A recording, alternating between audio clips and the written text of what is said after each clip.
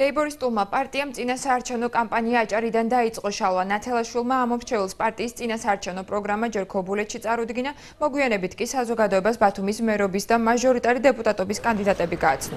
საარჩევნო სიის ათეულს სათავეში საკრებულოს ყოფილი წევრი ლეიბორისტული პარტიის აჭარის ორგანიზაციის ხელმძღვანელი დავით რობაქიძე უდგას.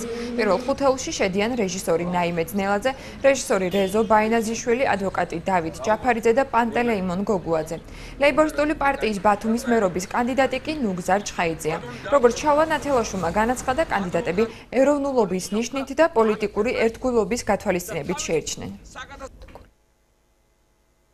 ჩვენ დღეს წარვადგინეთ ქალაქის მერობის კანდიდატი ბატონი ნუგზარ ჩხაიძე, ქალაქის საკრებულოს თავმჯდომარეობის კანდიდატი ბატონი დავით რობაქიძე, დეპუტაციასთან ერთად და დარწმუნებული ვარ, რომ თუ იქნება მხარდაჭერა ბათუმელებისგან, ჩვენ ხელისუფლების დემონტაჟს დავიწყებთ ბათუმიდან და ხალხს დაუბრუნებთ იმას, რაც ართვის. ეს კანდიდატები შერჩეული არიან არა გამყიდველური, არა ვაჭრული ნიშნით.